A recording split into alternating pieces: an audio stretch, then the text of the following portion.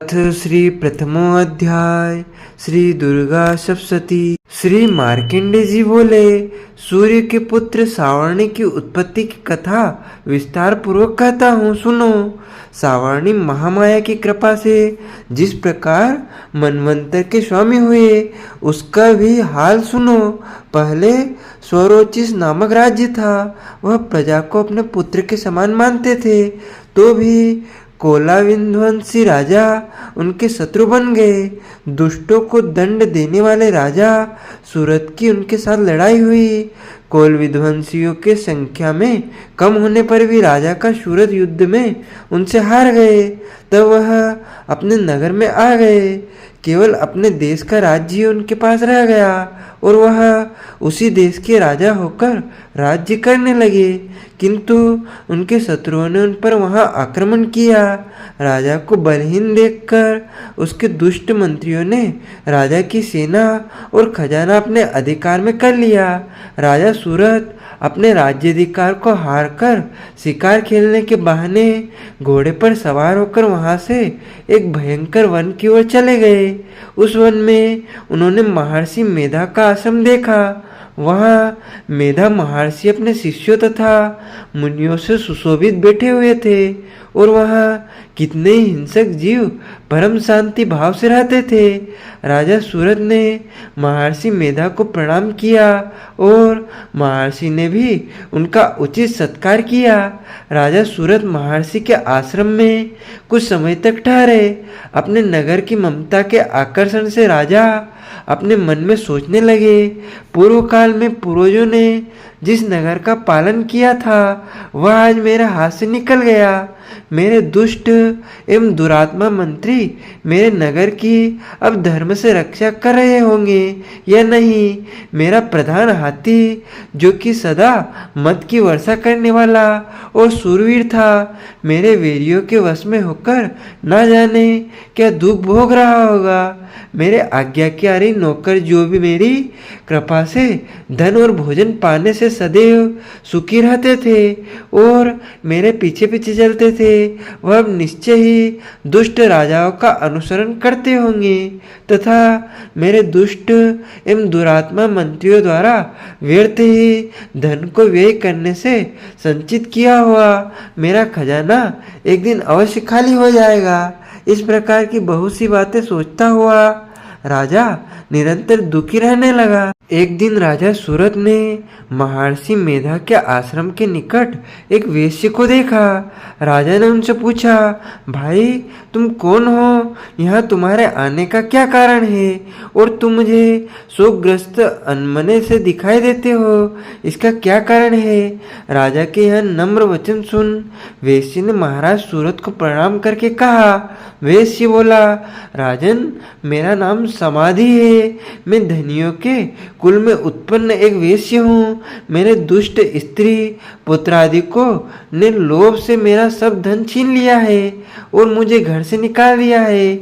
मैं इस तरह से दुखी होकर इस वन में चला आया हूँ और यहाँ रहता हुआ मैं इस बात को भी नहीं जानता कि हम घर में इस समय सब कुशल है या नहीं। यहाँ मैं अपने परिवार का आचरण संबंधी कोई समाचार भी नहीं पा सकता कि वह घर में इस समय कुशल पूर्वक है या नहीं। मैं अपने पुत्रों के संबंध में यह भी नहीं जानता कि वह सदाचारी है या दुराचारी में फंसे हुए हैं। राजा बोले, जिस धन की लोभी स्त्री पुत्रों ने तुम्हें घर से निकाल दिया है, फिर भी तुम्हारा चित्त उनसे क्यों प्रेम करता है? वेश्य ने कहा, मेरे विषय में आपका ऐसा कहना ठीक है, किंतु मेरा मन इतना कठोर नहीं है। यद्यपि उन्होंने धन के लोभ में पड़कर पितृ स्नेह को त्याग कर मुझे घर से निकाल दिया है, तो भी मेरे मन में उनके लिए कठोरता नहीं आती। हे महामते, मेरा मन फिर भी उनमें क्यों फंस रहा है? इस बात को जानता हूँ भी मैं नहीं जान रहा हूँ। मेरा चित्त उनके लिए दुखी है। मैं उनके लिए लंबी लंबी सांसें ले रहा हूँ। उन लोगों में प्रेम नाम को नहीं है, फिर भी ऐसे निस्नेहियों के लिए मेरा हृदय कठोर नहीं होता। महर्षि मार्कंडेय जी ने कहा, हे ब्राह्मण, इसके पश्चात महाराज सूरत और वह वेश्य दोनों महर्षि मेधा के समीप गए और उनके साथ यथा योग्य न्याय संभाषण करके दोनों ने वार्ता आरंभ की। राजा बोले, हे भगवान, मैं आपसे एक बात पूछना चाहता हूँ, सो आप कृपा करके मुझे बताइए। मेरा मन अधीन नहीं है, इससे मैं बहुत दुखी हूँ। राज्य धनादि की चिंता अभी तक मुझे बनी हुई है और मेरी यह ममता अज्ञानियों की तरह बढ़ती ही जा रही है। और यह समाधि नामक वेश्य भी अपने घर से अपमानित होकर आया है। इसके स्वजनों से इसके त्याग दिया है। स्वजनों से त्यागा हुआ भी यह उनसे अधिक प्रेम करता है। इस तरह हम दोनों ही दुखी है। हे महाभाग, उन लोगों के अवगुणों को देखकर भी हम दोनों के मन में उनके लिए ममता जनित आकर्षण उत्पन्न हो रहा है। हमारे ज्ञान रहते हुए भी ऐसा क्यों है? अज्ञानी मनुष्यों की तरह हम दोनों में यह मूर्खता क्यों है? महर्षि मेधा ने कहा, विषम मार्ग का ज्ञान सब जंतुओं को है। सबों के लिए विषय पृथक पृथक होते हैं। कुछ प्राणी दिन में नहीं देखते और कुछ रात को, परंतु कई जीव ऐसे हैं जो दिन तथा रात दोनों में देख सकते हैं। यह सत्य है कि मनुष्य में ज्ञान प्रधान है, किंतु केवल मनुष्य ही ज्ञानी नहीं होता। पशु पक्षी आदि भी ज्ञान रखते हैं। जैसे यह पशु पक्षी ज्ञानी है, वैसे ही मनुष्य का ज्ञान है। और जो ज्ञान मनुष्य में वैसे ही पशु पक्षियों में है, तथा अन्य बातें भी दोनों में एक जैसी पाई जाती है। ज्ञान होने पर भी इन पक्षियों की ओर देखो कि अपने भूख से पीड़ित बच्चों की चोंच में कितने प्रेम से अन्न के दाने डालते हैं। हे राजन, ऐसा ही प्रेम मनुष्यों में अपनी संतान के प्रति भी पाया जाता है। लोभ के कारण अपने उपकार का बदला पाने के लिए मनुष्य पुत्रों की इच्छा करते हैं और इस प्रकार मोह के गड्ढे में गिरा करते हैं। भगवान श्रीहरि की जो माया है, उसी से यह संसार मोहित हो रहा है। इसमें आश्चर्य की कोई बात नहीं, क्योंकि वह भगवान विष्णु की योग निंद्रा है। यह माया ही तो है जिसके कारण संसार मोह में जकड़ा हुआ है।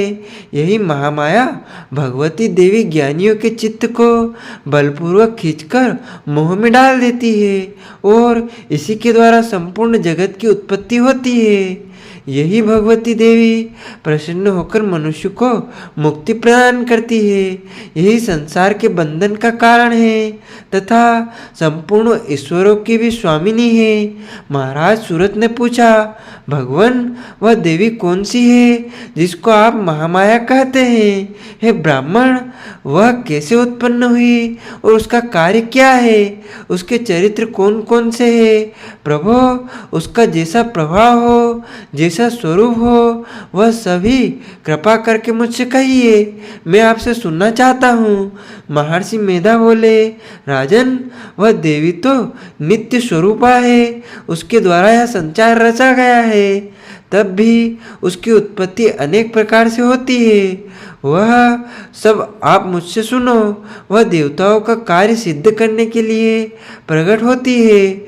उस समय वह उत्पन्न हुई कहलाती है।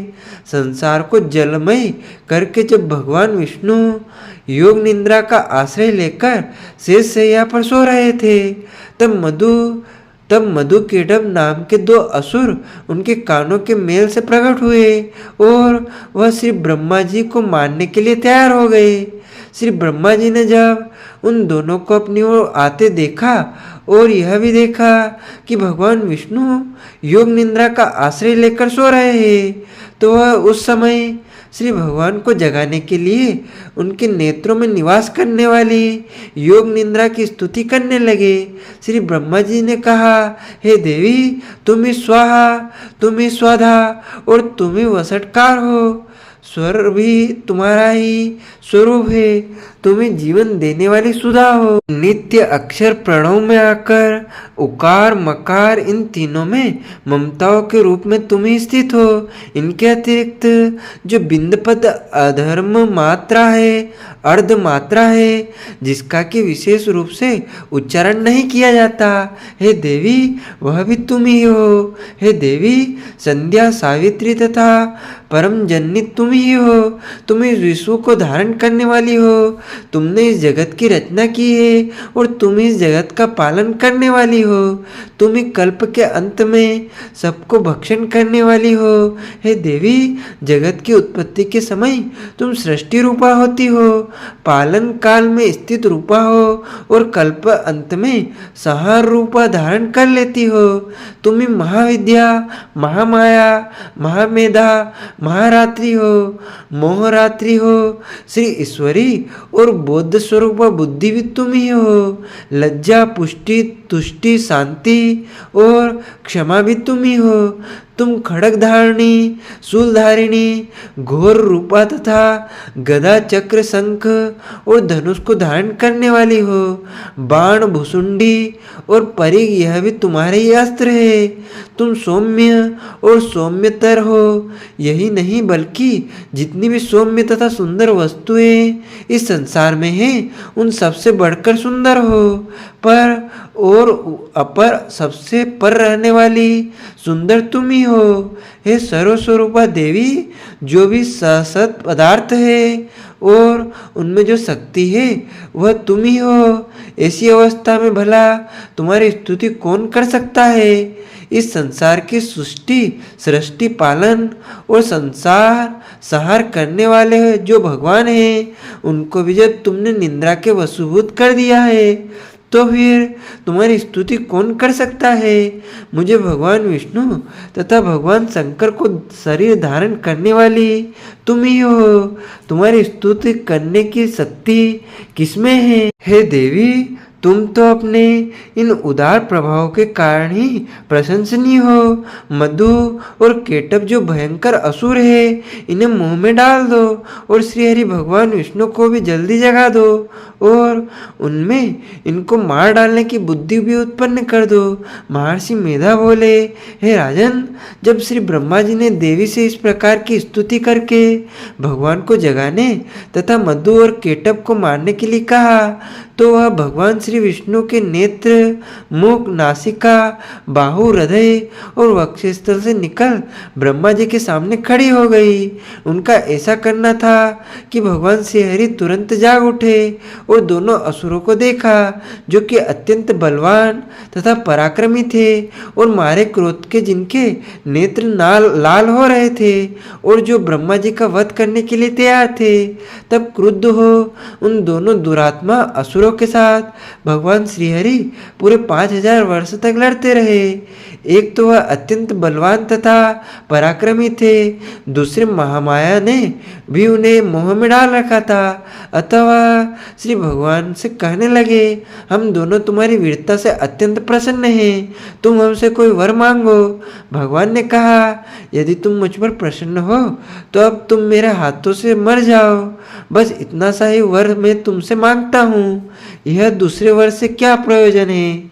महर्षि मेधा बोले, इस तरह से जब वो धोखे में आ गए और अपने चारों ओर जल ही जल देखा तो भगवान श्री हरि से कहने लगे, जहाँ पर जल ना हो, सूखी जमीन हो, उसी जगह हमारा वध कीजिए। महर्षि मेधा कहते हैं, तथास्तु कहकर भगवान श्रीहरि ने उन दोनों को अपनी जांघ पर लिटाकर उन दोनों के सिर काट डाले।